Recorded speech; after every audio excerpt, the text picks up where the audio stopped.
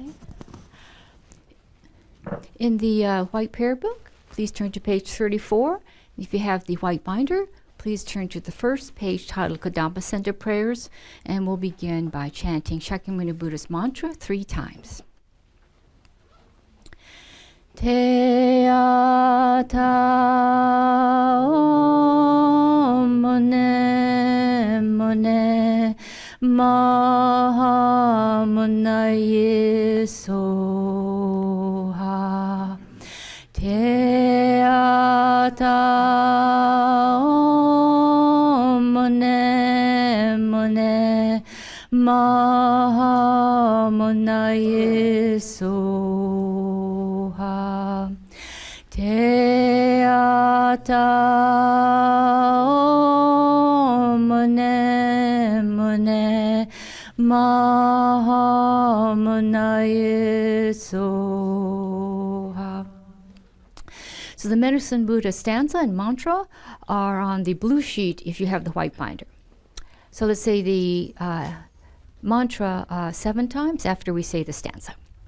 Bhagawan, with equal compassion for all, whose name, when merely heard, dispels the suffering of the lower realms, dispeller of disease and the 3 poisons, I prostrate to Medicine Buddha, lapis light.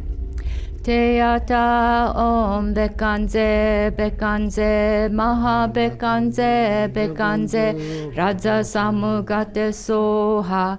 Te ata om bekanze bekanze maha bekanze bekanze raja samugate soha. Te ata om bekanze bekanze maha bekanze bekanze raja samugate soha. Te ata om bekanze bekanze maha bekanze bekanze raja samugate soha.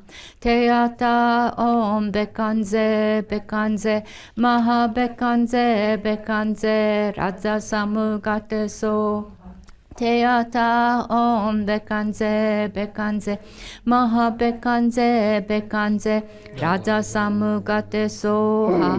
Te ata om bekanze bekanze maha bekanze bekanze raja samugate soha.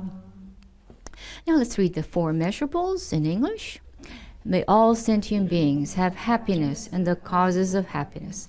May all sentient beings be free from suffering and the causes of suffering. May all sentient beings be inseparable from the happiness that is free from suffering. May all sentient beings abide in equanimity, free from attachment for friends and hatred for enemies. I'll turn to page 37, and we'll chant the 4 measurables chanting version that's toward the bottom of the page. So if you have the white binder, it's the Tibetan words as the music notes. Senchen tam che dewa dam dewe gyu dam dem par gyu chi dung yao dong du yao gi gyu dong dwe war gyu chi dung yao me pe dewa dam mi dwe war gyu chi nyering cha dang ni dan dewe tan yom la ne par gyu chi. Then below that you see 2 mantras. So let's chant Chenrezig's mantra 8 times. He's the Buddha of great compassion. And then Green Tara's mantra 7 times. And she's the Buddha of enlightened activity. Om Mani Padme Hum. Om Mani Padme Hum. Om Mani Padme Hum. Om Mani Padme Hum. Om Mani Padme Hum. Om Mani Padme Hum. Om Mani Padme Hum. Om Mani Padme Hum. Om Tare Tu Re Soha. Om Tare Tu Re Soha. Om Tare Tu Re Soha. Om Tare Tu Re Soha. Om Tare Tu Re Soha. Om Tare Tu Re Soha. Om Tare Tu Re Soha. Let's see. Is there a children's program today? Oh, no? Okay. Okay.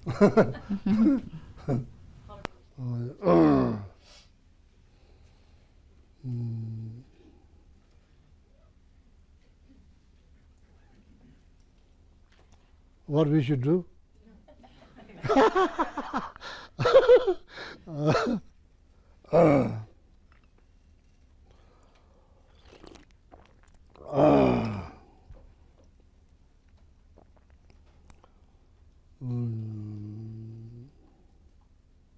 Any questions there? No.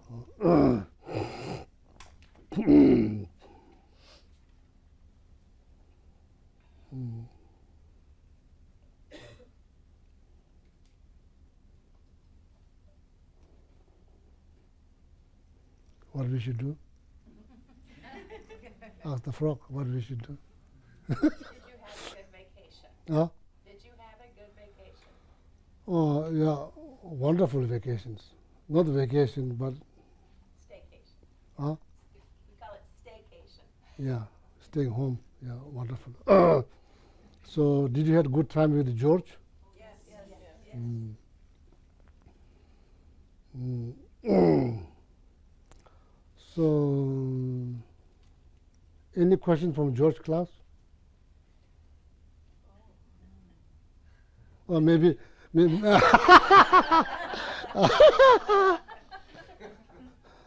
do Kadampa send a George phone number? George live in Asheville. Yeah, near Asheville. Just joking. So emptiness, of course, I also have questions about emptiness.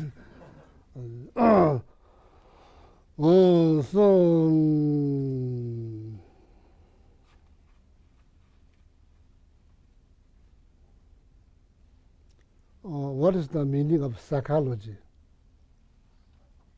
Psychology. What psychology means? Oh, What? psychology. Yeah. What is the definitions?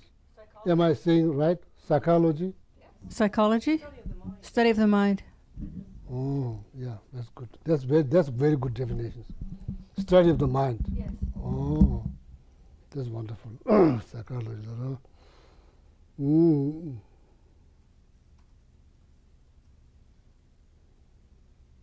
What is the purpose? What is the purpose of studying psychology? What is the purpose?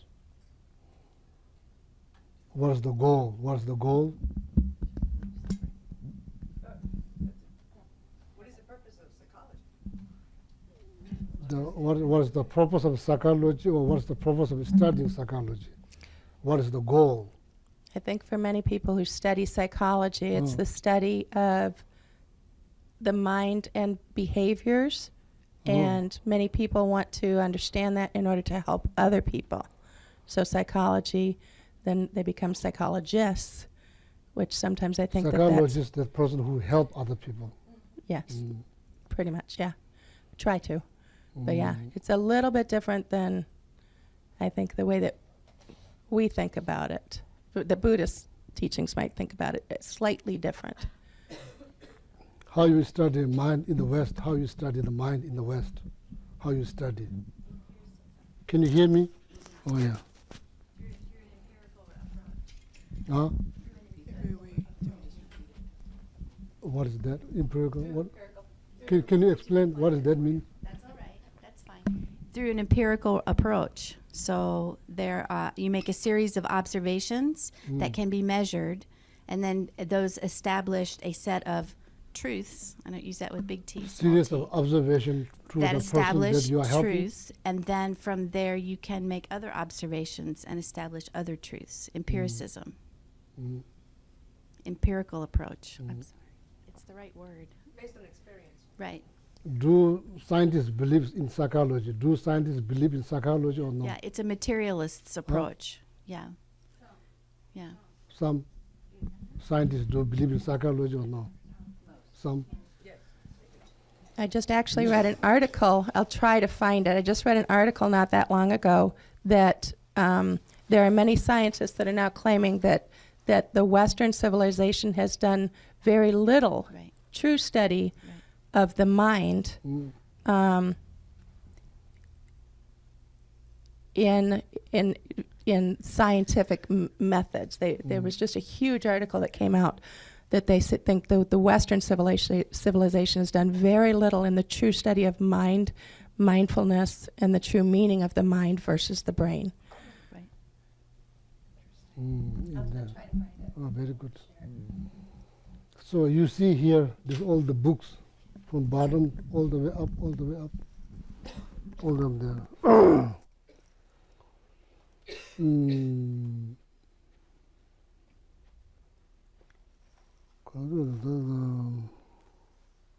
There are like 300 something volumes. This is like traditional books. It's not like this, This is like traditional books. It doesn't have index. Hard to find. No index. Require a lot of patience to read if you want to find something. So there's long page, back and forth. One has number, back there's no number, then another one has number. So that whole page. So this many texts have been written by Shakyamuni Buddha, and many texts are like commentaries from Indian.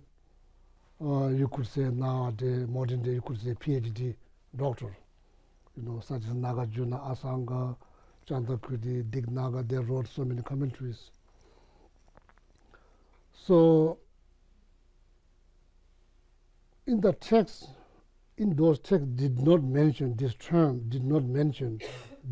term, but His Holiness, the Dalai Lama, as most of you know, like think all the time, great thinker,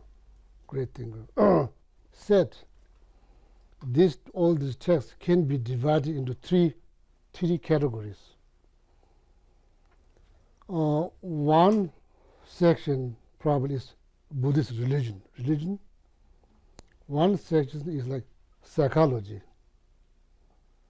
One section is like mental science. So before 1959, nobody ever thought like that. But these three terms does not mention in the teachings that His Holiness come up with these ideas. All this teaching can be divided into three categories.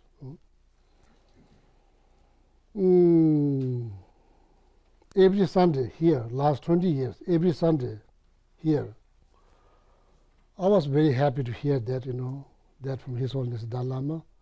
So every Sunday, last 20 years, here at the Kadampa Center,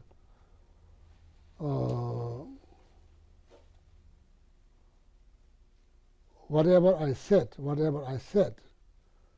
I never use psychology, but whatever I said is pretty much philosophy or psychology. There's very little about religion, Buddhist religions. That's how all the class been taught here last 20 years.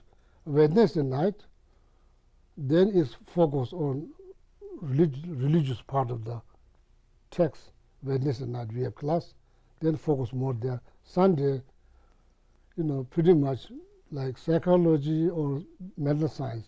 That's now you know. That's why I choose to explain this what you call mind training text. Mind training text. This is the book. You could say is the kind of books that explains the meaning of psychology.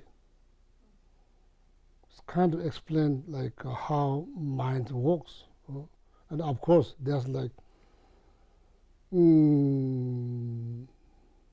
many books here on that altar dedicated for this, what we call technical term Buddhist epistemology. I say it loud, please. Huh? Epistemology. You understand? Yes. Yeah. This whole text is dedicated to study the mind. You could say all this text is about psychology. You could say this whole text is not talking about how to become Buddhist. It's talking about just talking about the mind, mind. So now, why is so important?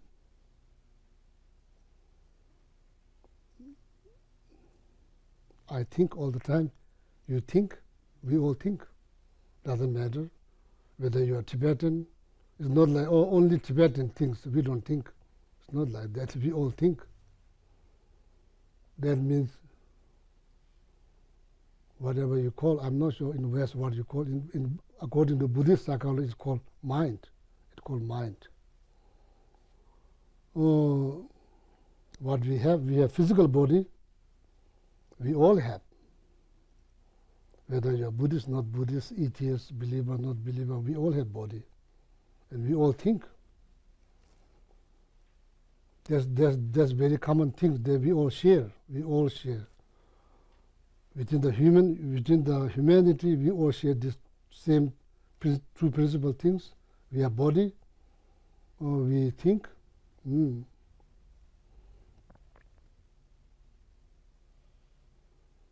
So, what we are looking for happiness. Am I right? We are all looking for happiness. It doesn't matter. If you believe in Buddhism, then you look for happiness. If you don't believe in Buddhism, then you look for suffering. It's not like that. We're all looking for happiness. So now think. You divide happiness, and that's kind of complicated topic. It's a kind of complicated topic. How you define happiness. This kind of complicated topic. So we have physical body, and we think, what we call mind. So now happiness, there can be only two, related to the physical body or related to the mind.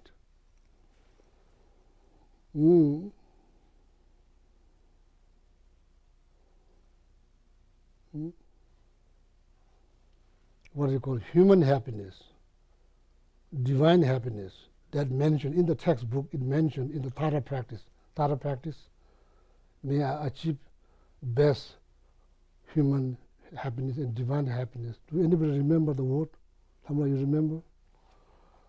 Maybe say the best form of human happiness and divine happiness. Now you wonder, what is the best form of human happiness? You wonder, because of course you are human. Then you wonder, what is the best form of human happiness? You wonder. So then there's like, that there's a book, something that you read and you don't never analyze. It's not like something that you read and you analyze and you question, what is it? What is that? What do you mean human happiness? What is human happiness? Physical happiness, mental happiness. How we get physical happiness? The mind that's commonly known, that like five senses, that's not the mind that we are studying in the psychology. We are not studying eye sense. We are not studying the nose sense, something that smells. We are not studying that. That's commonly known as the mind. We see, we hear, we smell, we feel, we touch, we hear. That's not you study in the psychology. Am I right? Not necessarily. Yeah. So mind doesn't mean, this is called senses, 5 senses. Whatever joy or pleasure that we receive through these 5 senses is very temporary, very temporary. You could call it physical happiness. There's nothing wrong. But it's very temporary. Because why it's temporary? Because it's heavily dependent on object. Happiness from authentic Papa John pizza. Authentic Papa John pizza. That will disappear when you go to Nepal. There's no Papa John pizza. So that happiness is gone. Minute you land there, happiness based on like happiness based on Starbucks, Papa John pizza, all of that. Minute you land there, it's finished. Not there, because objects are not there. These are temporary, so these are temporary, heavily dependent on object. So we all know how to achieve that. We all know how to achieve. Having all this object round, does that guarantee happiness? Now it's kind of complicated.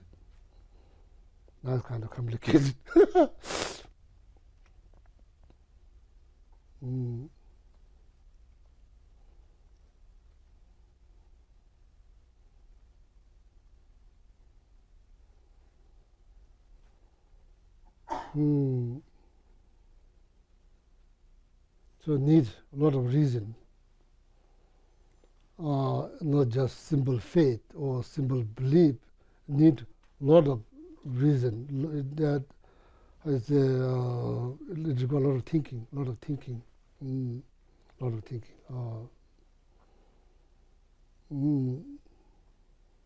So now the question is, what is mental happiness?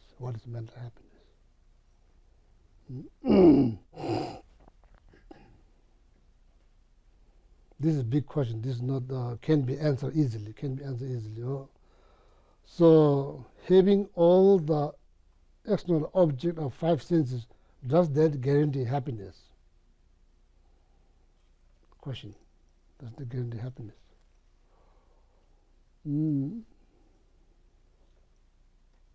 Answer is probably not. You experience, I experience. You could have tons of things to eat in your refrigerator, same time you can be unhappy. That proves. So now that's why psychology, psychology is very important to study. There's something's happening within, inside, very deep, something's happening. Or maybe like many different kind of thought rising, many different kind of thought rising. That probably makes life more complicated. All kind of thought rise. And not just seeing them rise, but seeing is no problem, but believing in. So that causes a lot of problems. So this text, I'm thinking probably read some message from this text I already taught in the Wednesday night class. So this is also explains Buddhist psychology. Okay. Doesn't require you to become believing in Buddhism. It doesn't require to say some prayer. It only requires to think. It requires a lot of thinking.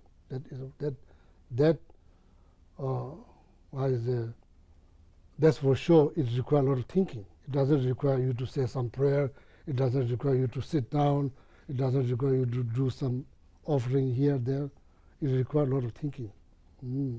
Why? Because of thinking, the life becomes complicated. Thinking, because of seeing something, all kind of thought rise. Smelling something, all kind of thought rise. Hearing something, all kind of thought rise. Touching something, all kind of thought rise. Out of that, that's why life gets complicated. That's why. If like every time when you see, every thought that rise is something positive oh, life is going to be much better. Every time you hear something, even though something has something that you don't like, after that, the thought that rises, if thought that rises positive, doesn't matter what you hear. Right after that, thought that rises, if there's a positive, there's no impact in your mind. There's no impact. Oh, so many things happening. So many things happening here on the surface. Deep down, there's always calm. Firm, steady, always calm, like the bottom of oceans. That can happen. That can happen. Oh, but require a lot of thinking. Of course, mindfulness. So.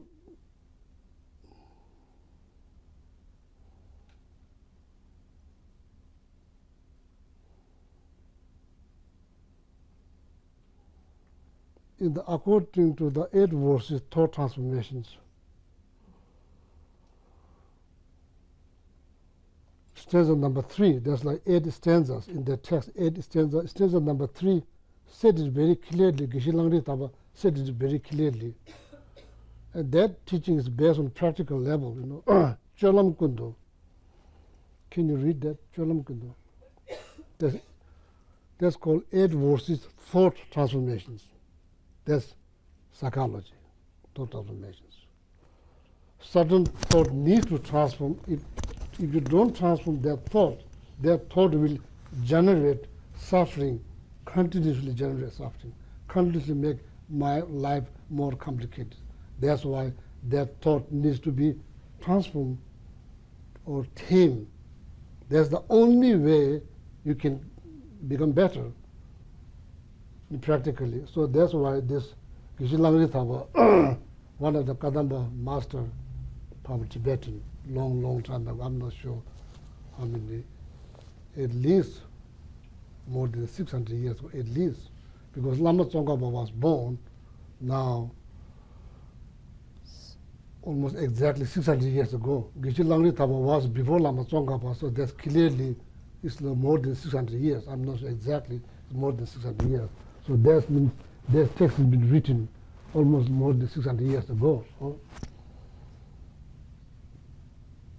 So then you say the word, you remember by heart, you say, and not just mumble, you just say and you think, and it kind of reminds you, to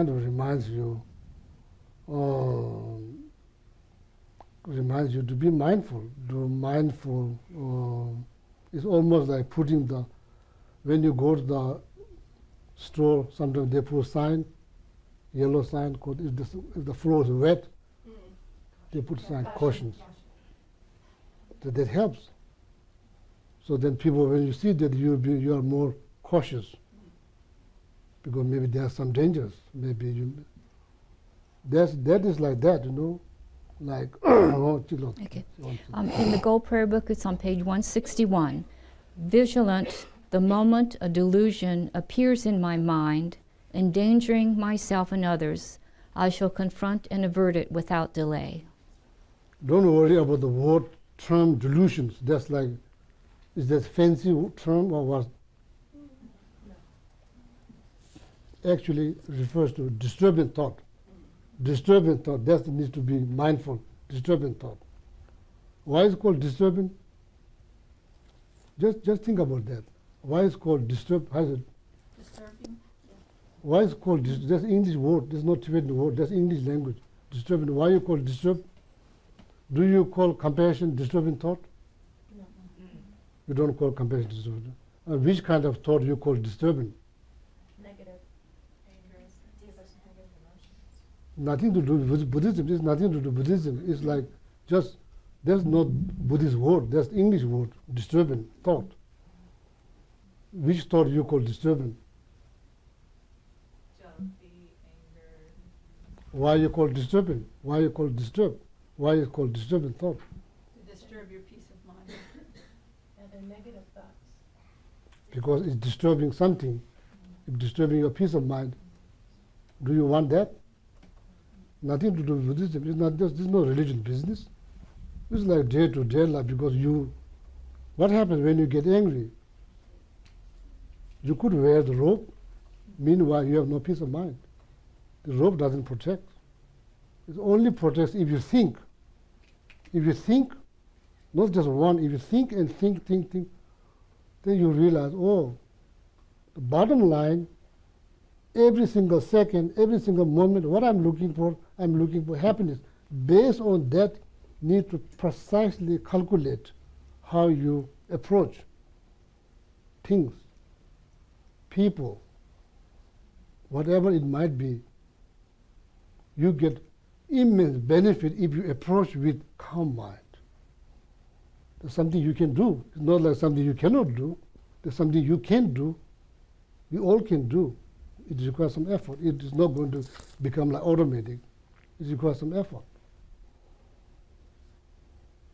So then, the delusion, that could be a like technical term, but actually it's like disturbing thought. Yeah, is it challenge? Yeah, of course, it's a big challenge. It's not easy. You know. Will it become ever easy? I don't think so. So, if we are seriously, not just once in a while, if we are seriously seeking peace of mind, what we need to be more mindful, disturbing thought. There's something to worry about, something to be, how you say, concerned about, something to be worried about. That needs to be, those disturbing thoughts needs to be, how you say, checked quite seriously. These are the ones destroy your peace of mind. That's why it's called disturbing thought. It doesn't call beneficial thought. Oh, you may think, oh, it's beneficial. No, that's trick. It's not beneficial. Any single one of disturbing thought is not good. It's not good for your health. Now you talk about in the West, healthy mind, healthy body. There's a core relationship. It's not about belief. Mind is always calm, deep down always calm, peaceful. You have better health. Your blood circulation is much better. Who said? Scientists said. Scientists. Oh, not like, that's very true. So now, cholam kundu rangjula so, cholam kundu rangjula tochings. You analyze throughout. Let me translate with my broken English.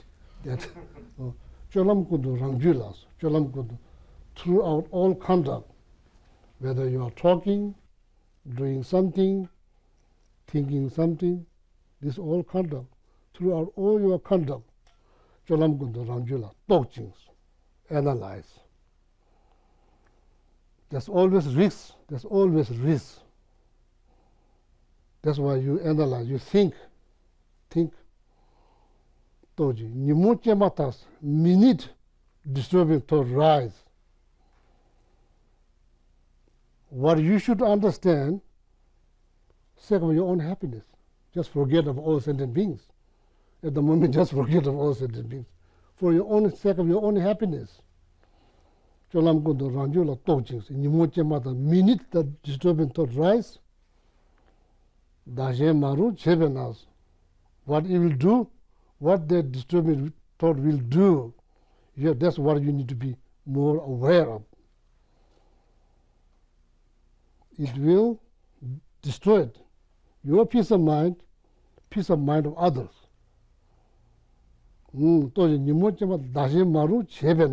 That's what it does. That's what exactly it does. It will destroy your peace of mind. It will destroy peace of mind of others. So, I don't have a microphone here.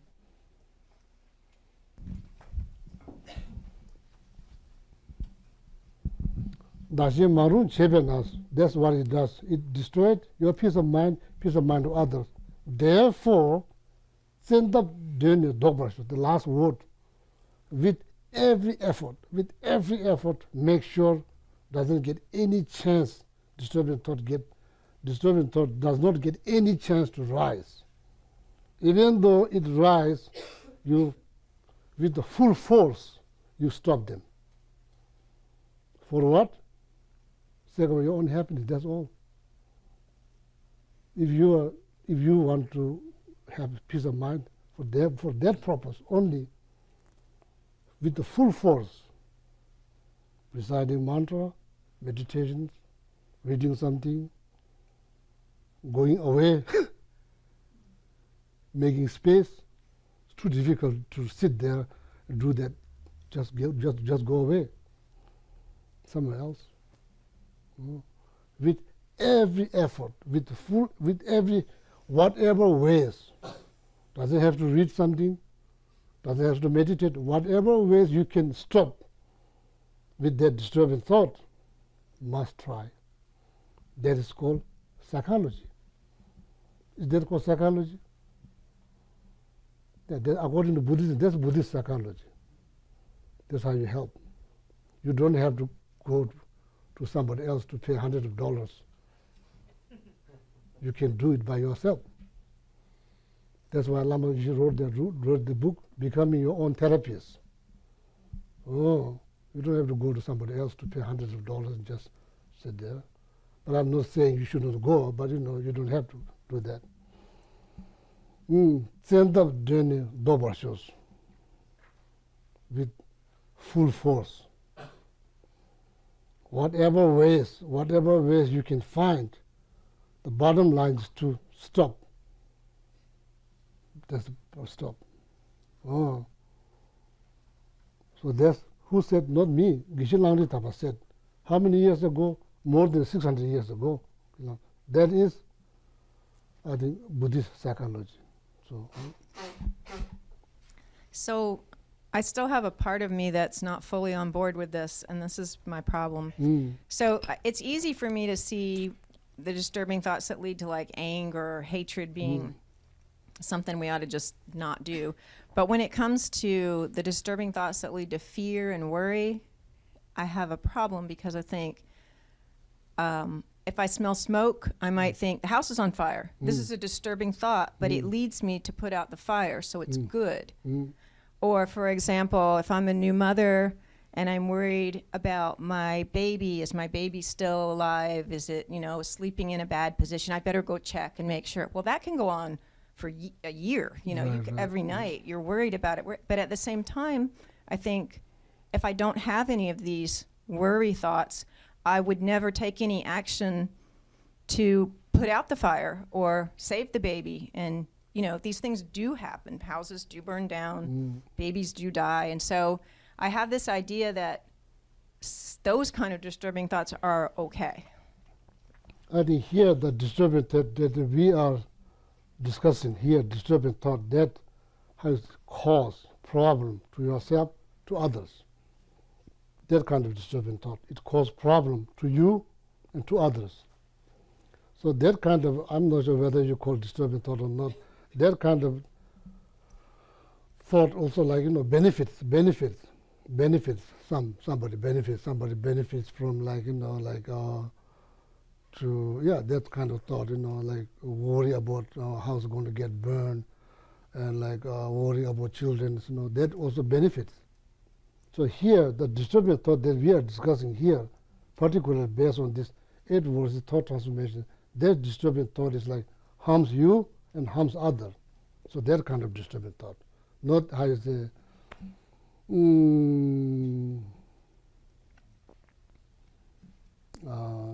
not like, so of course, in Buddhism, that Buddhism believes life after this, life before that, then worrying about being born in the lower realms. So that's not, you could call that disturbing thought. I'm not sure whether you should call that disturbing thought or not. I'm not in the position to make the decisions. So that, that's helpful because it's kind of motivates you to make sure that you don't go there, Survival. Huh? Survival. I mean, I'm not sure, disturbing, that word, that English word, I'm not sure how you apply that.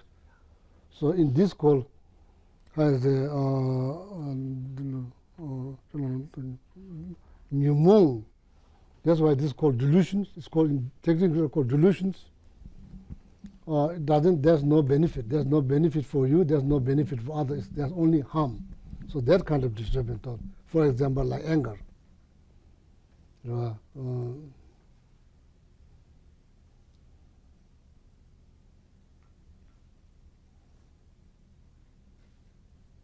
What do you do? When you get angry, what do you do? Do you enjoy it? If not, what do you do? What do you do? You don't have to be Buddhist. As a human, what do you do? When you get angry, what do you do? What is the way to control anger?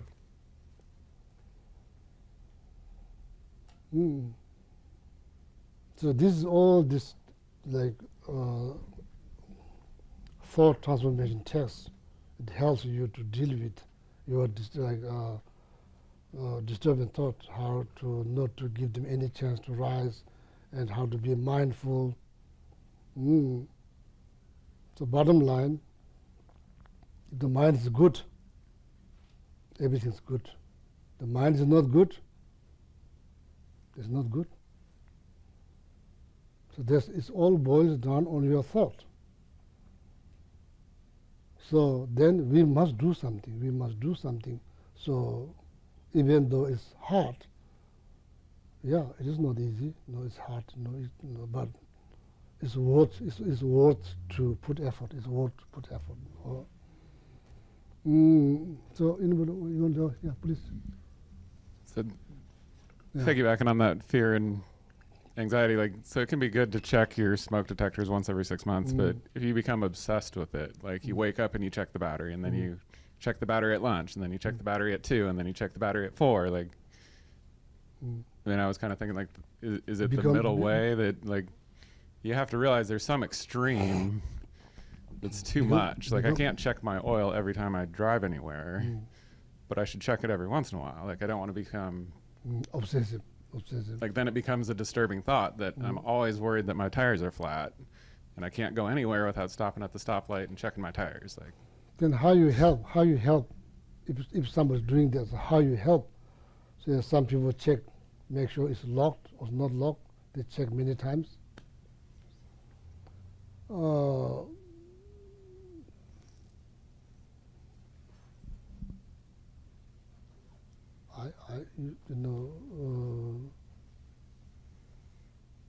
You can like it's not like if you are not doing that, it's not doesn't mean you are better. If someone else doing it, so like I usually don't say anything. What is the best way? To? I'm not sure. Maybe there's any best way to help. How you help?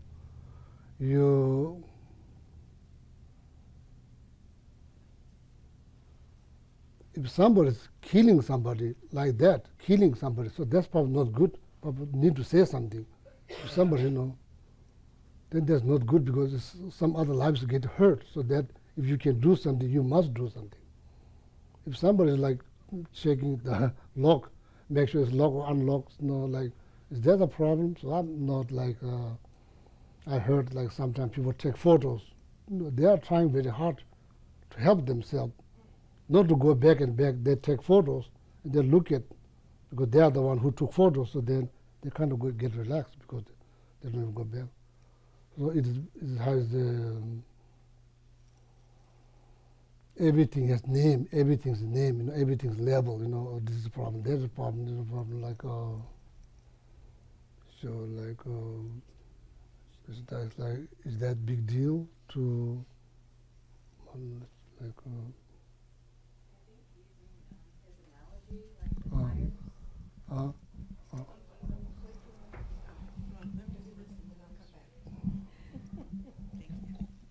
I think using his analogy, for example, tire pressure, I think one way you could look at it is what kind of tools can you use to kind of predict, okay, how do I solve the problem? Maybe I know that tire pressure is different in hotter months versus colder months, and I know based on that I can determine how often I need to check. What are other tools that you can arm yourself with to deal with those obsessions? So, for example, you're worried about if you lock your car, you can buy technology that allows you to remotely lock it and you don't have to be around. Those kind of things are what I would look at is how do I find another tool or an avenue to deal with that, say, disturbing thought or obsession. Yeah, and I think that there's a big difference between disturbing thoughts and how do you handle it. Okay, so it doesn't mean you ignore it, because I don't think he's saying to ignore it. If there's a challenging situation, you don't ignore it. But if you take the anger out of the situation, if you take the fear out of it, if there was a fire, if you could handle it calmly, you would handle it better. I don't think he's saying to ignore the situation. I think he's saying, how do we choose to handle the situation? This is not habit, right? This is not habit. There's more obsession is not habit. Is it a habit? There's different levels. Even habit is not hard to break. How to break? Habit is not easy to break. If you with the mindfulness, with strong determination, it can be stopped one day. It can be stopped one day. If you believe in logic, it doesn't make sense. If you can stop one day, you could stop 2 days. Logically, it doesn't make sense. Otherwise, you cannot stop even 1 day. If you could stop 1 day, then you are thinking, because thinking of the experience that you have been, doesn't feel very good, and that lot of things that reminds you, kind of bothers your mind. Then you decide, okay, I'm not going to do this again. Then you are success 1 day, and you are kind of happy. So that can be done. Then over time, you may fall back. Doesn't mean, say, for example, if you break your hand, you have to try all your best to fix it. Fix the hand. You can't do like, oh, I'm going to break this hand, I'm going to break my head, I'm going to break my leg because it only broke one hand. So that's not very smart. Why you break other hand? Because simply you think this is break, this is broke. You are breaking every single round. That's not the smart things to do. When you break one, what do? You try to fix. So that means you try hard. Then you couple of days you are successful. Then 1 day you fall back. It doesn't mean that you are not going to be successful. So you should not focus on that. You should focus what happened last 2 days. You are very successful. Focus more on that. Draw some inspiration from there. So to move on, continue to move on. Like that. So habit, if the obsession, so I think it's okay. There's nothing wrong. Like I don't see anything wrong.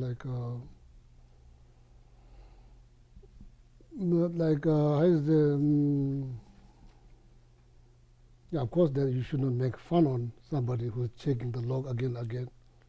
Simply, you're not doing that. That doesn't mean you're better than that person. If that person doing that for whatever reason, so then don't make big deal out of that. So that's what that person do. So should not label something, that's very obvious you see, but there's many things here. We are obsessive that you don't see, here. So now the question is how to help. Is that problem? If it's a problem, then how to help? If it's not problem, if some people does that, some people don't do, it's not a big deal. Then it's not a big deal. Sometimes disturbing thoughts can get in the way of being compassionate. I mean, if you have a disturbing thought about you seeing somebody starving or some inequity among people, wouldn't the disturbing thought sort of lead you to be more compassionate? Mm. I mean, so you want to provoke a disturbing thought. See somebody suffering, see some inequality, something unjust. Mm. So maybe it's good to be disturbed by it, so you will have more compassion.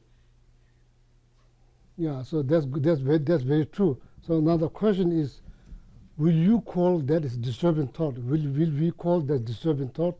Or I'm not sure. That's why disturbing thought, how you define disturbing thought. Here, this is a particular disturbing thought we are talking about. Minute they rise, it's like it disturbs your peace of mind, it disturbs peace of mind of others. So that kind of disturbing thought. So now, of course, when you go to third world country, you see people are starving, sleeping on the street, child begging on the street. There's not just one, many of them. Practically, you can do so much. You could give one child something, then there has to be 10 more. Practically, there's, and of course, they're kind of like, it's kind of broke your heart. It kind of breaks your heart. But practically, there's so much you can do, you know. So, and yeah, that's one of the hardest things when you travel. You know, I do travel. When you travel, you see things like that.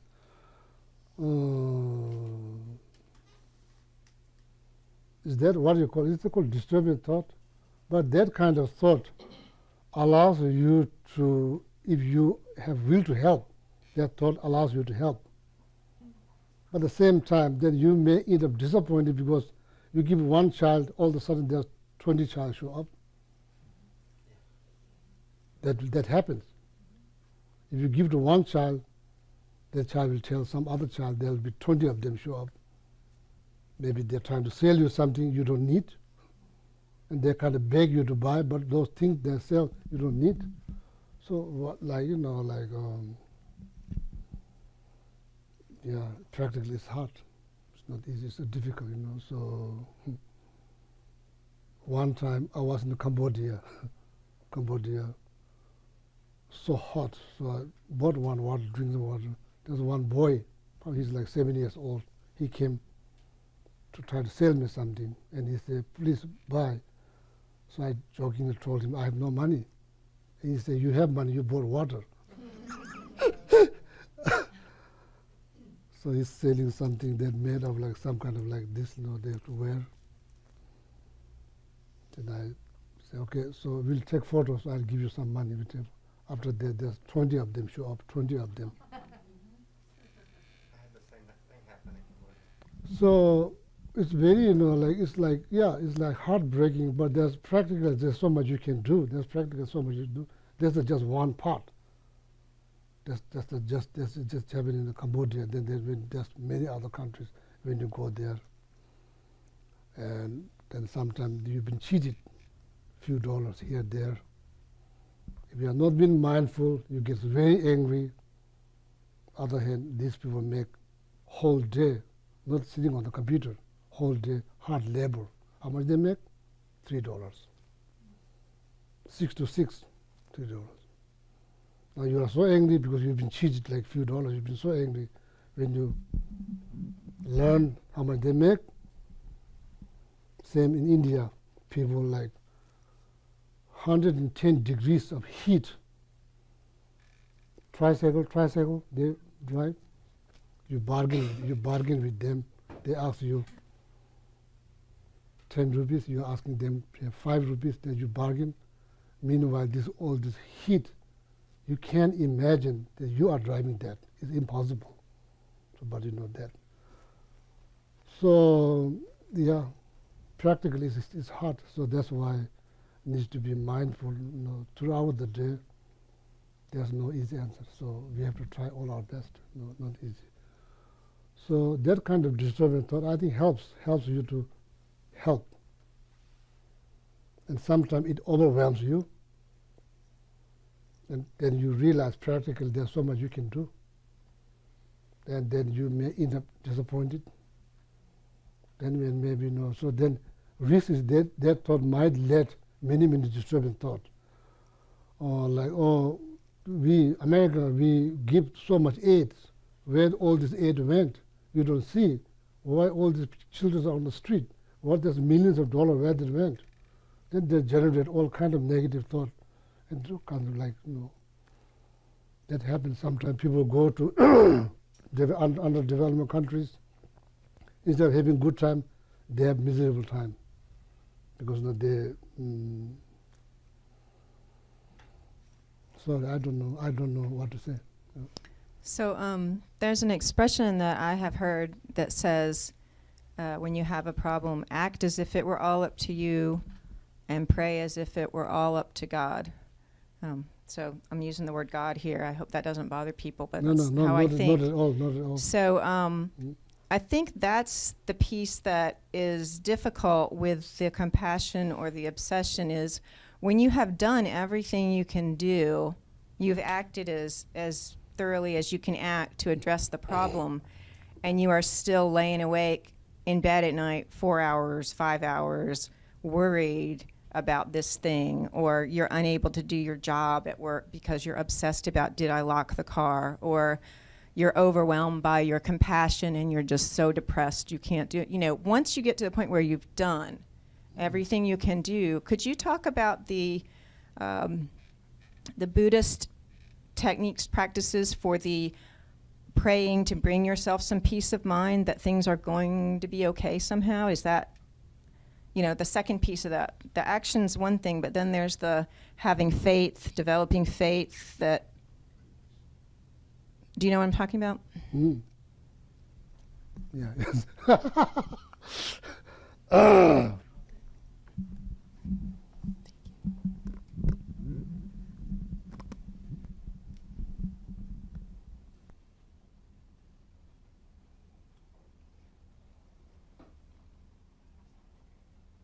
You know, compassion is supposed to bring strength. Compassion is supposed to bring strength. The compassion is strength.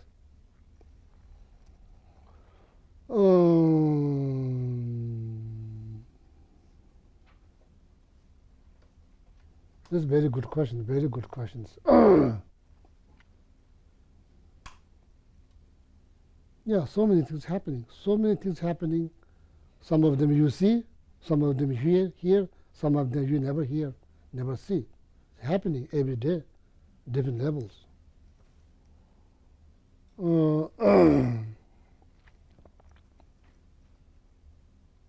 Practically what you can do.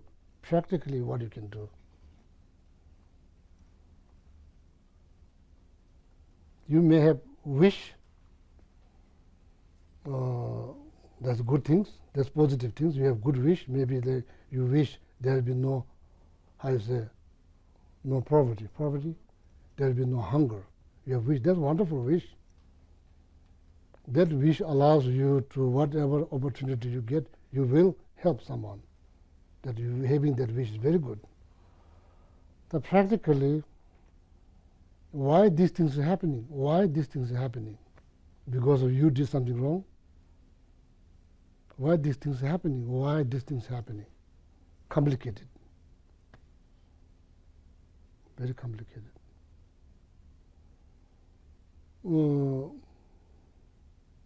I could say prayer, I could do, I could do practice and all of that. But there's, please help me to answer that question. What,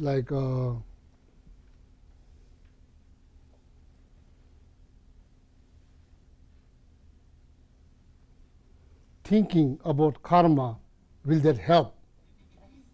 Will that help to keep you calm? I'm just throwing out there. Will that help? Yeah, Geshe-la. I think one thing I would do with that is kind of use it to lend more energy to my practice. Mm. It's like if I knew somebody who had cancer and the only medical treatment I understood was how to put on a Band-Aid, that I knew that wouldn't help, but then go to medical school and do what I can to help people with cancer. So some of it is just, I do as much as I can with what I have, but also understanding that, with karma and the nature of samsara, there's only so much I can do hands-on in this lifetime, but try to lend more energy to the determination to get enlightened. That makes sense. You have to reach enlightenment in order to help all these beings. Your enlightenment is very critical. You reach enlightenment to sake of all this welfare of all these living beings. You reach enlightenment. That's the Buddhist approach. You work day and night for your enlightenment, to help others. Is that really practical way of helping? Now the question is, what are another alternative?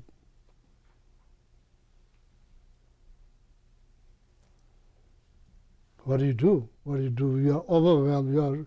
Your mind is very much disturbed by seeing all these people are, like suffering. What do you do? You pray. Keep your mind calm.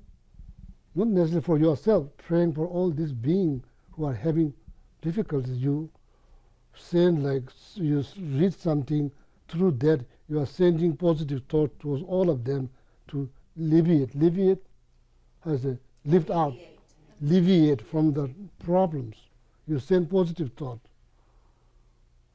Then maybe you do feel that you are doing something, then nothing. You are doing something every day.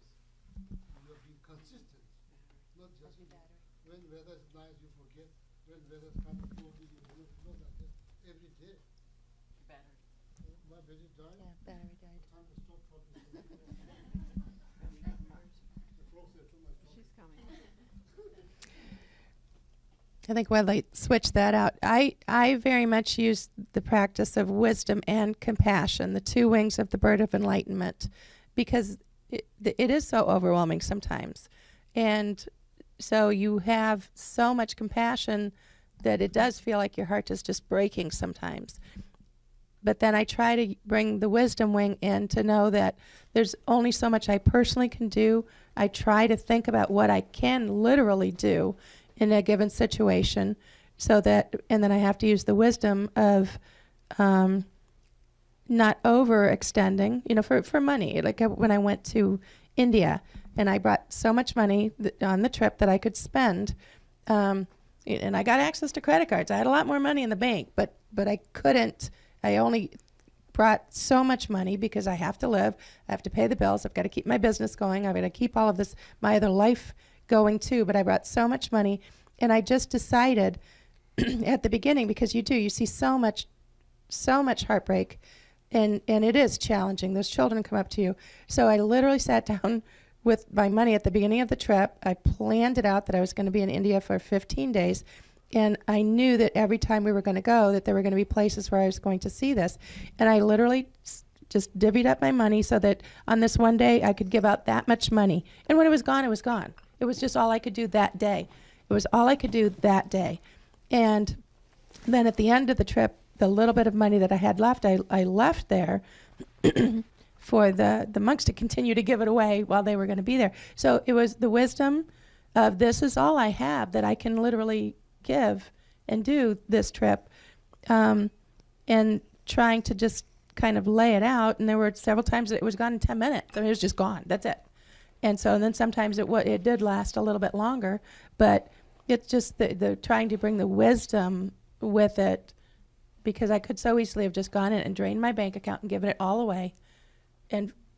But that is just a drop in the bucket. So I just did what I could. I still give to specific things, but within reason, because like anybody else right now, I don't know about you, but my mail is just filled with requests.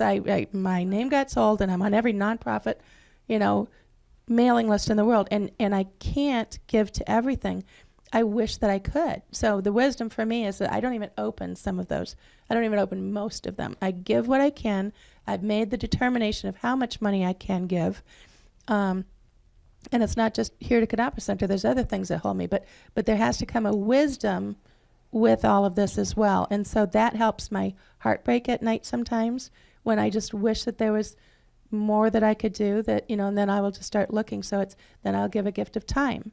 It's not just money. I can give some of my time to different things too. So again, it's just a balance. It's a balance, and sometimes my heart breaks, and sometimes I just have to pull it back, but that's the best that I can do. And I just try to go to bed thinking, I am a good person. I'm doing the best that I can do, and I'll get up tomorrow and try to do it again. And so it's just trying to balance that wisdom and compassion, the two wings of the bird of enlightenment. I use that a lot. Mm-hmm. Yeah. You want to say something? Okay. Let's go. Let's go. 1 second. Anyone? So maybe here, like, in the West, probably solution means fix. If you don't fix, there's no solutions. Practically, we have to be practical. You can fix how much you can fix in your life.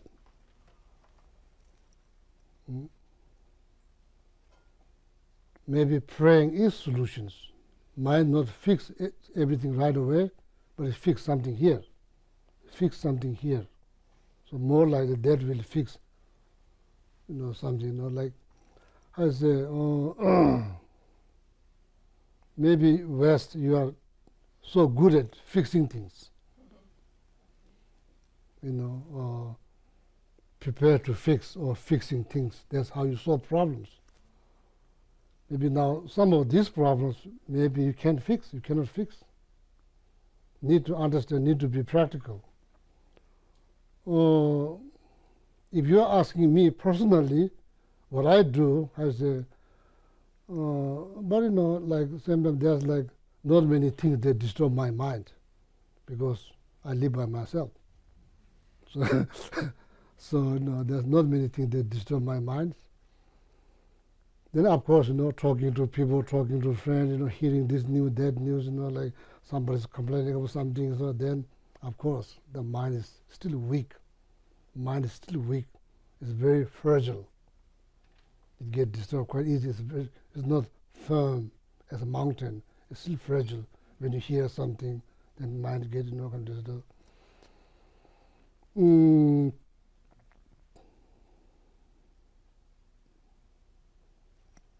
I should not probably brag. I should not brag. How is it? Brag? Huh? How is it? Brag. Yeah, it's going to sound like brag. How is it? Brag. Yeah, it's going to be sounds like bragging. So if you ask me personally what I do, I'm going as a monk what I do. So at home, so I do a lot of prayers. I do a lot of prayer every day. A lot of prayers, consistently. It's not based on the nice weather or bad weather. Consistently, do a lot of prayers. And once the blue moon, most of the time it's just mumbling. I mean nothing, it's just mumbling, it's just, that's what I just do. Once in a while, then I think, it kind of reminds me. It reminds me of many things, many things. Not many things, not just one thing, it reminds me of many things.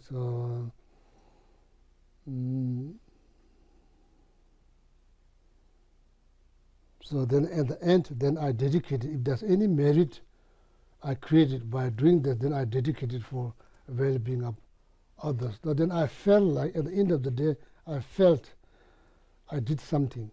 There's nothing, just worried. I did something. I felt like my existence has some purpose and some meaning to live my life.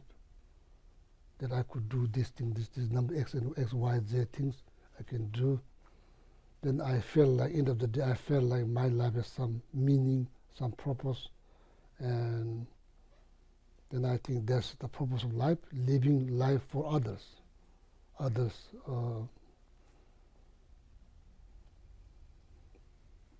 in my case, say a lot of prayers, dedicated for others.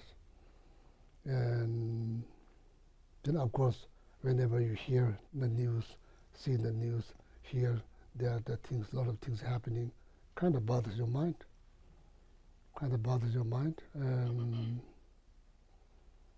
Why? There's many why. And practically, there's very little you can do. Practically, then, as I said, it reminds many things, not just one thing, many things. Things are happening. Not because you intend them to happen, it's happening based on causes and conditions. It's complicated. So the best thing that I do, keep my mind calm, plus do something to feel like, end of the day, that I did something, is my prayer. My prayer. As I mentioned before, I light more than 21 candles at my altar, thinking all the people who come to the Kadampa Center, thinking I interact with people who come to the center. I've been thinking about them and lighting those candles. And from there, then I've been thinking all the people, I struggling with the addictions, all kind of problems. You hear all kind of problems. then you feel like you are doing something, whether they feel or not, then you are doing something. That's how I keep my mind calm. Otherwise, if I just focus what's happening there, do nothing, yeah, I will be miserable. Meanwhile, practically, there's nothing I can do. Many things, many things. So I'm generally speaking, what will be the answer? I'm not sure. What will be the answer? How you keep your mind calm?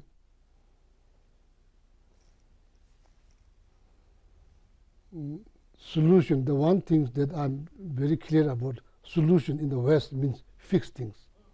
But that is not the case in Buddhist psychology. Solution doesn't mean fix things. It's a hope for change. It's a hope for change. It's not like there are many well-wisher people out there. Why still there's problem? There are a lot of problems. There's a lot of problem now. There was a lot of problem in the past. There is a lot of problem now. There's going to be a lot of problem in the future. Practically, what you can do? I think doing nothing probably feel worse. But doing something doesn't mean fixing things. So in the West, I think that's like pretty much fixed, or then there's no solutions. In Eastern philosophy, it's not always about fixing things. It's about doing something to feel contributing something. So then I thought, living a life for others through prayer, through practices, that is purpose of life. Breathing for others, that's purpose of life. I want to breathe because I want to say something for well-being of others. That's why I want to live my life. So then I felt like my life has purpose or meaning to live. So generally speaking, I have no idea what is the answer. I have no idea. I don't have answer for everybody. If you're asking me personally what I do, what happened in Tibet, how many people die, what do you do? Practically, there's nothing much you can do. So that's just an example, whenever you hear the news about Tibet, it's kind of like heartbreaking, but practically there's nothing much you can do. People are not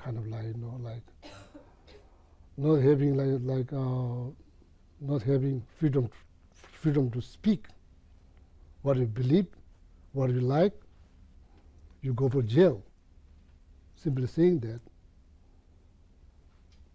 Is that brings you happiness? No, of course not. It brings you suffering. What do you do? Then, as I said, you pray, and whatever opportunity you get, you talk, explain to people with calm mind, explain them what's truth, not with the biased attitude. Then same. This is happening in the big scale, small scale in our life, day-to-day life. So, yeah, many things. To being a refugee, so many struggles, so many difficulties that you go through, no matter wherever you go. So so many of you have never experienced that in your life.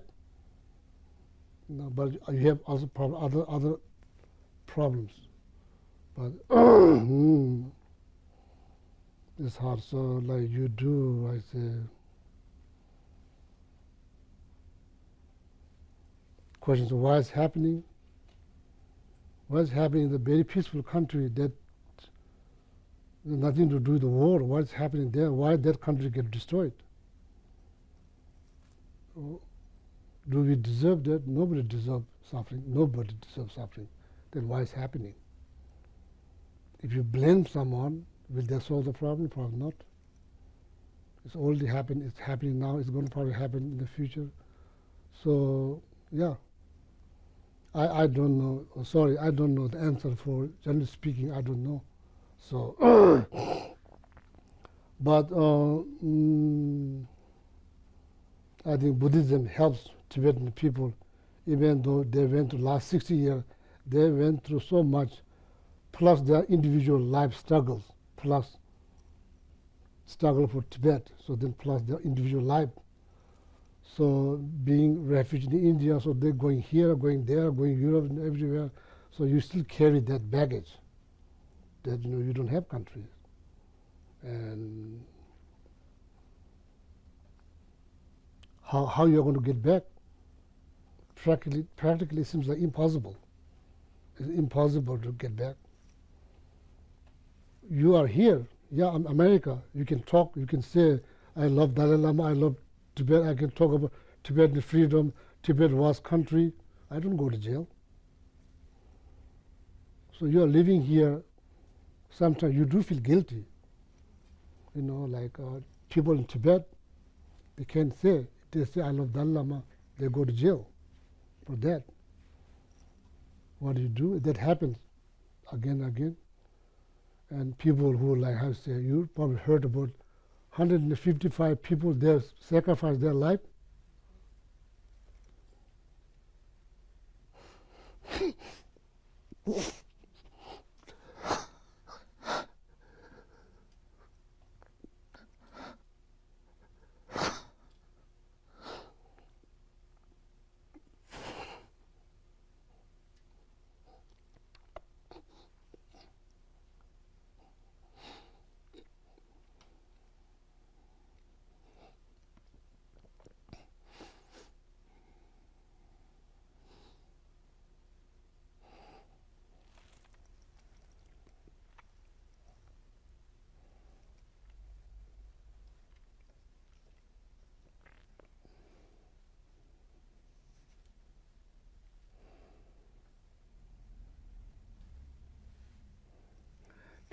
Practically what happened? Nothing happened. Nothing happened. Meanwhile, 155 people lost their life.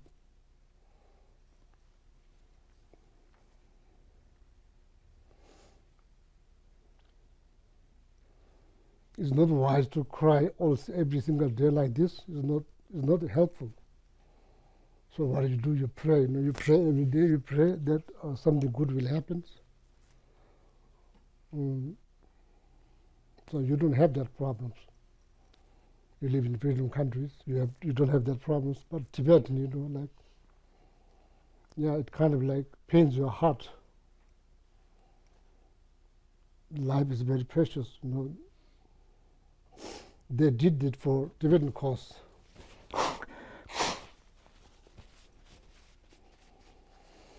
Here you live in freedom country. What do you do every day for Tibetan cause?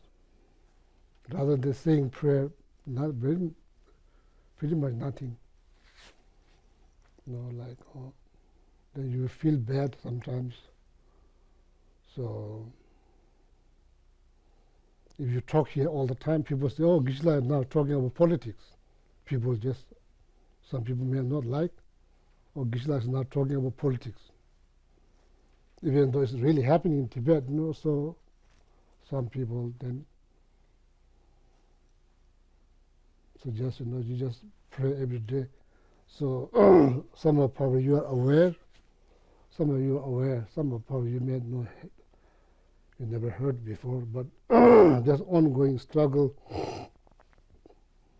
There's fear, always there's fear. Losing His Holiness Dalai Lama. There's nothing you can do. Fear of what Indian government will do if His Holiness passes away. For Tibetan people, you don't know. There's fear.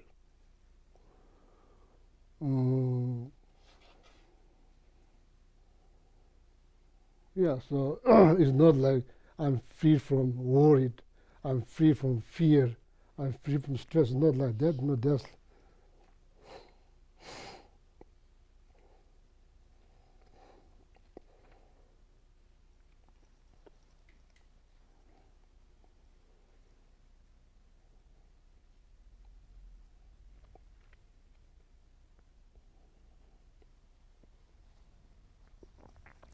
I think each and every Tibetan has, they have like heavy load in their back.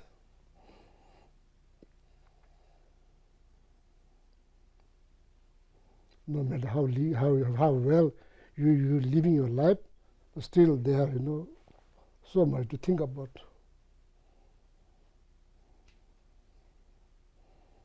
On the other hand,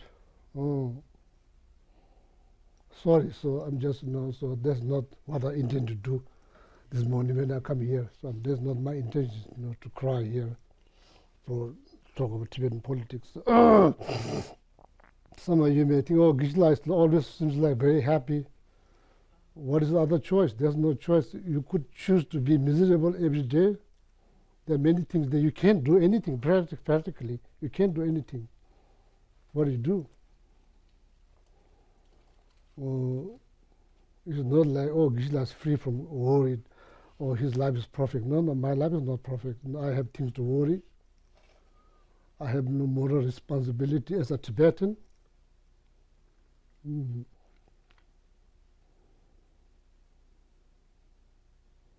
So that how I keep my mind calm. So I pray every day. I pray, then I think all the time. So whenever there's like difficulty related to the Tibetan cause, related to my own life, so many things that reminds me every day through my prayers. This could be the last day. Choose to think something positive or something miserable. It's your choice. Could be last day. I have no clue that I'll be here. There's no guarantee I'll be here tomorrow. So I try to live my life best as I could, mentally, to think something positive. So say a lot of prayers. And hope for the good. So try not to become attached to anything. So kind of reminds me. So sorry, I'm very sorry. So that's not my intentions to come here this morning to talk about Tibetan politics and cry in front of you. That's not my intentions. It just happens. So.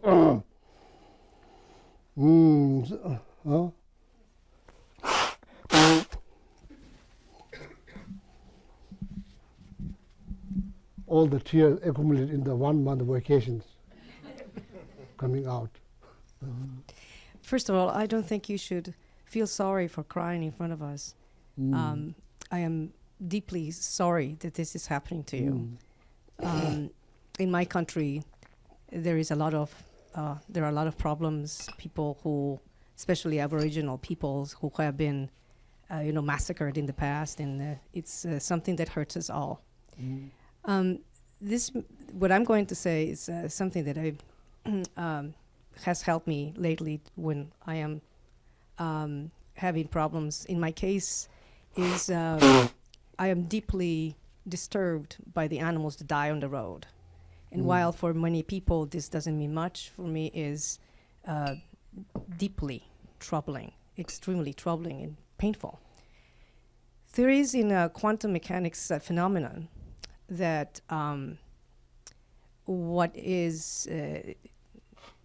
there is an evidence that the observer has a deep relationship with what will happen with a particle that observer is observing, and that it can actually change reality at the subatomic level. The same thing, it seems that scientists are finding out that this doesn't only apply to the subatomic level, but also to the macro level, what we see on a normal daily basis, So in other words, what they're finding out is that we can actually change reality. It doesn't happen easily. I cannot just build bridges all over the place for animals, and say that it's just only by thinking it's going to happen. But there is an interesting situation where you visualize it, you feel it. It's that you feel you see it, you visualize it, you internalize what you want. In your case, when you're talking about Tibet, you want to see Tibet free, and you want to see your people happy. So it's not just a hope, it's actually a visualization that if so many people, especially when many people gather together and visualize the same thing, it actually becomes reality in one way or another. And so I think that you are, in a way, doing that when you are praying. But if you add to that visualization, that seems to make a big difference, a huge difference. And so in my case, when I see animals dying on the road, what I do is I visualize those wildlife crossings. That's what they're called. And in your case, therefore, I think that if you add that visualization, like you feel it, you actually feel it, it will come true one way or another. And if you also have other Tibetan people doing the same thing, it will one day come true. And once again, I feel your pain, because although I cannot understand it exactly the way that you are feeling it, I equate your pain to my pain. My pain is very deep, extremely deep, to the point that it actually is that disturbing thought that you're talking about. I cannot get out of that disturbing thought, because every time that an animal dies on the road, I die. That's how I feel. So please know that there is hope, and that one way or another, everything will come to an end. These bad things. Yeah, thank you. So the final conclusion, what I want to say is like, you should not feel that you didn't do anything, but you did, so much for Tibetan cause, because I remember, because your taxpayer money goes for helping refugee. When I was in monastery, 7, 8, 9 years old in monastery, I remember I'm eating your aid. I'm eating American aid, oil that comes in a can with 2 hands, American flags. And there's like wheat, bags of wheat, then milk powder, many things. Your money. That's your government aid. That's your money. You pay tax. That's your money. So I've been, not just me, all the monks back in the monastery, all the refugees in Tibetan, we've been eating. We are receiving, like, since when I was there, like late 60, at that time, food is very, as a precious. We received, even I was a boy, I remember that how the bag looks like, bag of the wheat can. So something to rejoice. Just don't think that you never did anything. You did so much, and still doing, you are helping. It's your money. You pay tax. This money is not helping Tibetan cause. Still now we are, getting benefit for you. So so Tibetan people always pray for your well-being. So don't think that, oh, I didn't do anything. No, you help. Since we have become refugee in India, so you help so much. So still helping now. So as I said, so I just got emotional talking about Tibetan things. So anyway, thank you so much. So have a wonderful weekend. Sorry for this class is not meant to be like that. So anyway, my intention is to read something from here.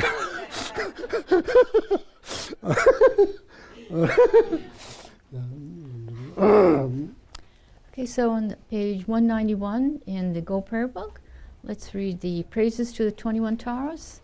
And if you have the white binder, it's on the pages colored green. From your sublime abode at the Potala, O Tara born from the green letter Tam, your crown adorneth Amitabha, action mother of the Buddhas of the 3 times.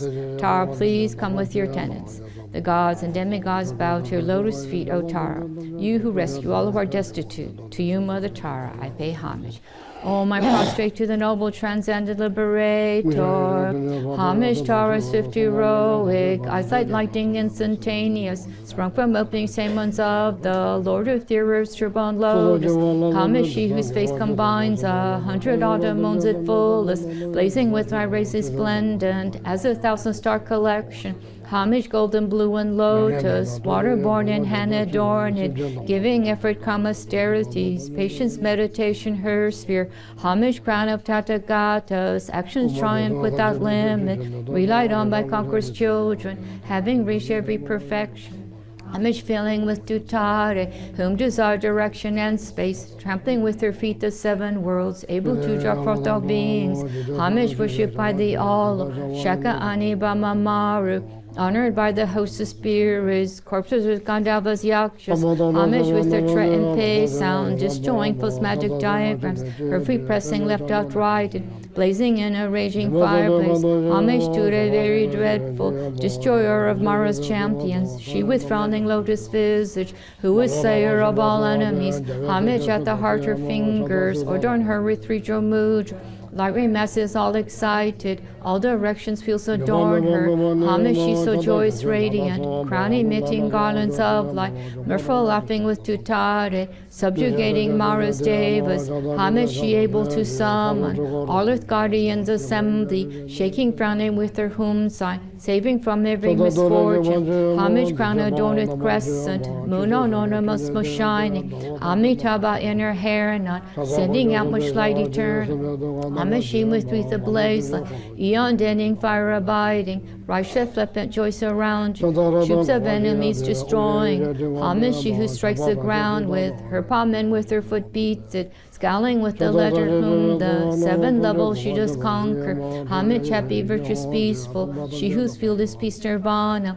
She endowed with Om and Soha, destroyer of the great evil. Homage, she with joy surrounded, tearing foes' bodies asunder. Freezes human knowledge mantra, arrangement of the 10 letters, homage to a received letter of the shape of syllable, by something shakes the 3 rules, Meru, Mandara, and Vindhya, homage holding in her hand the hermit wound of a lake form, with spice spoken Tara Mpe, totally dispelling poison. Homage, she whom gods and their kings and the Kinnaras do honor, armored in our joyful splendor, she dispels bad dreams and conflicts. Homage, she whose 2 eyes bright with radiance of sun and full moon, with Vaisara and Tutare, she dispels severe contagion. Homage, full of liberating, powered by the set of 3 natures, just so spirit yakshas, and race corpus supreme today. These praises with the root mantras and prostrations thus are 21. Turn to page 190. For the prayer of the benefits. Whoever is endowed with devotion for the goddess and recites it with supreme faith, remembering at dawn upon waking and in the evenings, will be granted all fearlessness, will perfectly pacify all negativities, and will eliminate all unfortunate migrations. The multitudes of conquerors will quickly grant initiation. Thus endowed with this greatness, one will eventually reach the state of a Buddha. If affected by the most terrible poison, whether ingested, drunk, or from a living being, just by remembering will one be thoroughly cleansed. If this prayer is recited 2, 3, or 7 times, it will pacify all the sufferings of torments caused by spears, fevers, and poisons, and by other beings as well. If you wish for a child, you will get a child. If you wish for wealth, you will receive wealth. All your wishes will be fulfilled, and all obstacles pacified. Then turn to page 246 and 247. Read the dedication prayer by Master Shantideva. May all beings everywhere, plagued by sufferings of body and mind, obtain a notion of happiness and joy by virtue of our merits. May no living creature suffer, commit evil, or ever fall ill. May no one be afraid or belittled with a mind weighed down by depression. May the blind see forms and the deaf hear sounds. May those whose bodies are worn with toil be restored on finding repose. May the naked find clothing, the hungry find food. May the thirsty find water and delicious drinks. May the poor find wealth, those weak with sorrow find joy. May the forlorn find hope, constant happiness, and prosperity. May there be timely rains and bountiful harvests. May all medicines be effective, and wholesome prayers bear fruit. May all who are sick and ill quickly be freed from their ailments. Whatever diseases there are in the world, may they never occur again. May the frightened cease to be afraid, and those bound be freed. May the powerless find power, and may people think of benefiting each other. For as long as space remains, for as long as sentient beings remain, until then may I too remain to dispel the miseries of woe.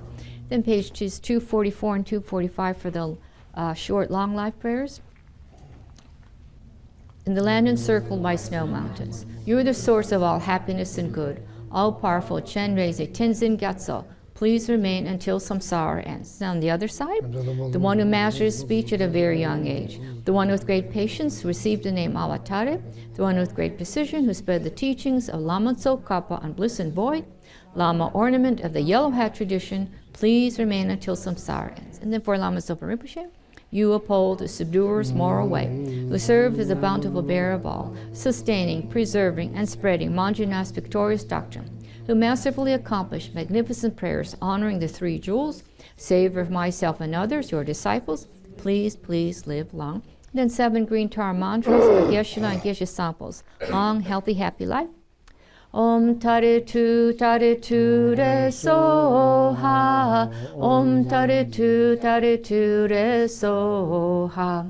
Om tare tu re so ha. Om tare tu re so ha.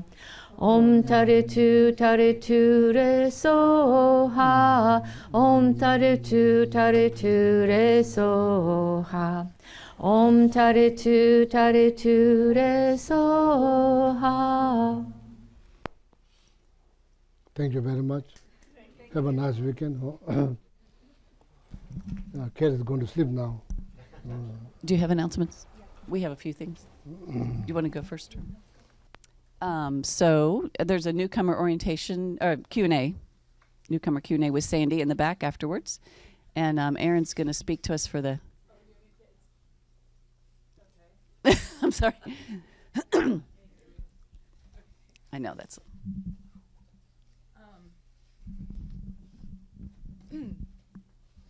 Okay.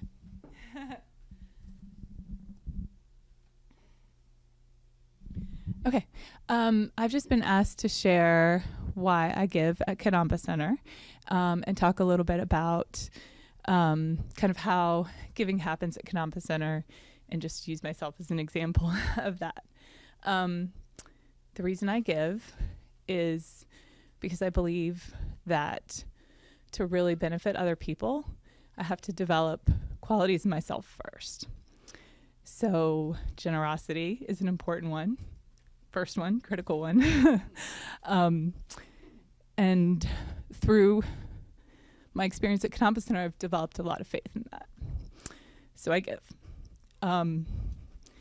My giving at this point is probably a good mix of attachment and generosity.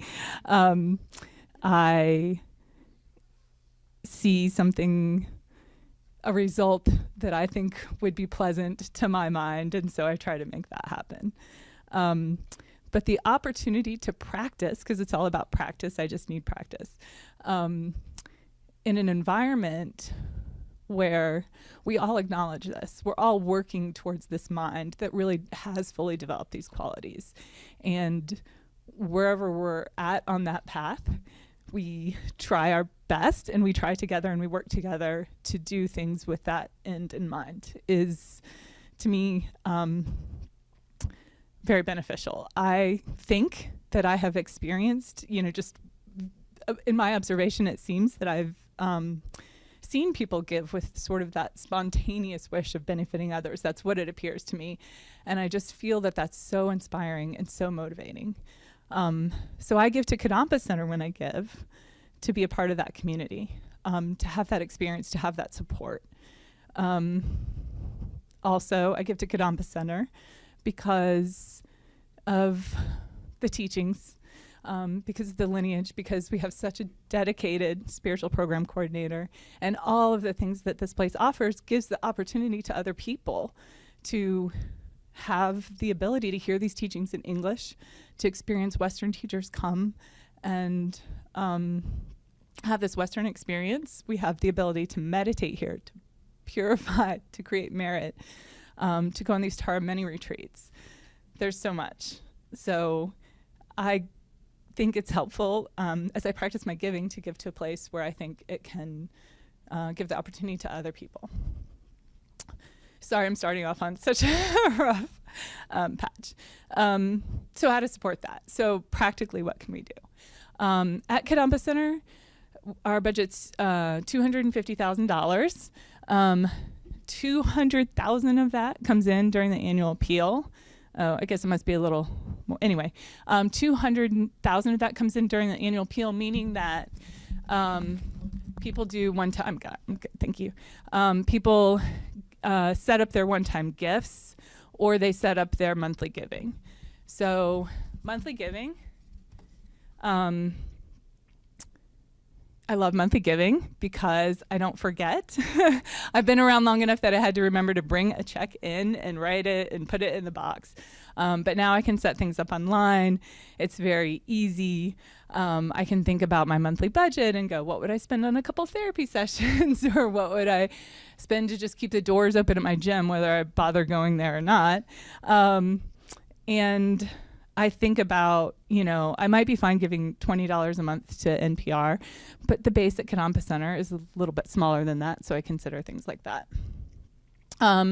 So of that $200,000 that is accounted for during this annual appeal time, less than half of that is from monthly gifts. So a lot of it is from one-time gifts. So we don't have endowments or grants that I know of. We don't. But we have some very generous one-time givers. My husband and I budget our personal budget in a way that is, we set aside, we do like our own little personal tithing. We set aside an amount of our income every month to go towards bigger gifts. He calls it saving for impact. So as things come up throughout the year, whether it's something with a family member or something with a nonprofit or whatever it may be, we like to allocate our money that way. And that's not to say that everybody should do that. Everybody has their own personal methods, but sometimes it's nice to hear people's methods. And then my favorite part actually is this other funds, because getting back to what I'm even trying to do, develop generosity, right? So visiting teachers, Dharma class, memorials, pujas, general dana. When I have the opportunity to give for a visiting teacher, you guys have come in the door probably for a visiting teacher and seen all these dedications on the door. So a lot of times for me personally, when I give in that way, I spend a little bit more time thinking about my intention, thinking about what my motivation is, writing it down, turning it in, so that I can really probably do a little bit better job with developing the attitude of generosity in my mind. Now, that is not to say I don't have the opportunity every month. I get an email, and I could certainly rejoice at that email that says you gave monthly from Kadampa Center and dedicate the merit. So that'll be an aspiration for 2020. But I think that is my job for today, is to share these kind of big numbers with you and to share what I did. Thank you. Yeah, that was a tough one to have Erin come up after.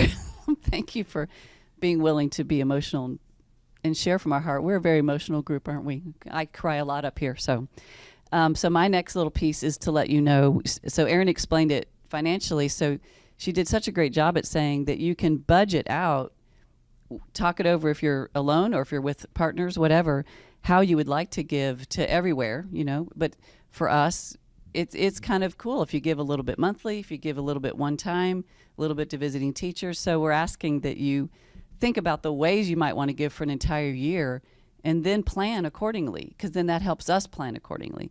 So we need a little extra money in this time of the year, like October. It starts to get a little more difficult because the one-time gifts haven't come in yet. So there's a budget deficit. So some of those one-time gifts, when they start coming in, help out. So that's why you're giving helps us plan when you plan your giving. So that's that piece. And then where we are in the appeal. So do you want to do the drum roll to see where we are today? Thank you. Thank you. I keep forgetting to scoot over where they can see us online. So we are at just under $105,000 today. So you can applaud yourselves. We're trying to get to 200,000. So as I'm trying to be really open and transparent this year, and 180,000 I told you last week is something that we can kind of get to. It takes a little work, but we can get to. But we always try to get to that 200,000 for our full budget that we have to operate. So as you can see, that's 20 extra thousand that's a little tricky to get in. So we've tried this year with this challenge, and look at the bottom row. Would you like to applaud those people? So these challenges, let me show Geshe-la. We have 4 people that came up and said we'd like to give extra funds to support others to give. So one person has already given $5,000 and hopes to encourage 3 others to give. So we still have some openings there. And one person has given $3,000 to get 4 other people to be encouraged there. So we have some openings there as well. And one person has given $1,000. He's not here today, but he's given me permission to say, please empty my wallet. So Gary has asked us we've got 2, if we get 5 to give 1,000, he'll give another 1,000. So he's already given 1,000. And when I asked him to do it, he got out his checkbook and he wrote the check. I mean, that doesn't happen these days because nobody has a checkbook. But he just cut a check and handed it to me. Then one gave $300 to encourage 9 others. So we just fulfilled that. I checked email even over this little holiday, and that came in. So that's completed. You can still give $300 though. And then the gifts, the giveaways are if you do. If by next week is December 8th, everybody who's given me the toggle, you know how I've asked you to tell me that you want to continue your giving, even if you consistently sign up, you can even go in the lobby and just fill out the reply form. Yes, I want to continue it where I am or increase, and just drop it in that basket. And then I can add it to the tally because I can't really assume that you want to do that if you don't tell me. So everybody who does that by December 8th, the 5th, Friday, you'll be entered to win 2 tickets to the Free to Cal exhibit. Excuse me. And then by the end of the appeal, I think it's January 5th, you'll be entered to win 2 tickets to the Tibetan Himalayan gift shop, which I'm sporting today. And then everybody who enters the challenge will be entered to win a trip to Ocracoke. You get to fly. The Strevels will fly you out to Ocracoke. There'll be a $150 gift certificate, and you get to spend it there. So we're giving you a little incentive, a little fun. So just keep on keeping on. And fees can be monthly. You don't have to write. Yeah. This is added to your monthly breakdown. But above your giving, several people have increased their monthly giving, or they've done something like, I'm going to give a couple times here and there to fulfill that pledge. So thank you. That's a good way to think about that. So any questions on, if you get into realm 2 and you don't know what to do, just give me a call. Several people do that. Yeah, and then the 4 ways of giving we discussed last week. There's mantra. So we're going to do mandala offerings this year. We're going to ask Geshe-la to teach us a little bit about that later on. And then the cat will teach how to do mandala offerings, the mudra one. And then we have in-kind donations, which is off the wish list. You got either in the mail or you can see it in the lobby. And then with service, with volunteering. And so financial, those are the 4 ways of giving. Do you have anything else? Okay. You're never going home. I just wanted to alert you to 2 really exciting things coming up in the next couple of months. In 3 weeks, on Saturday, the 21st of December, a great way to start off your Western holiday season is with a very important Geluk holiday, which is Lama Tsongkhapa Day. And in this particular year, it's very special because it is the 600th year since his passing. And so we're going to do a whole Lama Tsongkhapa Day festival on that day, starting at 1 o'clock in the afternoon. And we'll do lots of different prayers and read essential Lamrim texts. And we're going to bring Lama Tsongkhapa and his disciples down into that wonderful 3-tiered altar that we have so we can circumambulate. It's wonderful, great merit if you can come for the whole thing. And if you can't, Geshe-la encourages you to come and do some of it and, you know, deepen our connection with this really quite amazing teacher who is the founder of our lineage. So that starts at 1 o'clock on December 21st. And then the third Saturday in January, which I think is the 18th, we're going to do another Tara mini retreat, and this time we're going to do it a little bit more traditionally. We're going to start before sunup and end after sundown and do the regular 4 sessions. We've done several Tara mini retreats this year, some of them 2 days, some of them 1 day, and this is going to be just 1 day, but we're going to try to do it. We are going to do it. We will do it. The very traditional way. And then we have another very special celebration for today to welcome Geshe-la back. I think you can all join in. Happy birthday to you. Happy birthday to you. Happy birthday, dear Geshe-la. Happy birthday to you. Please live long, Geshe-la. Please live long.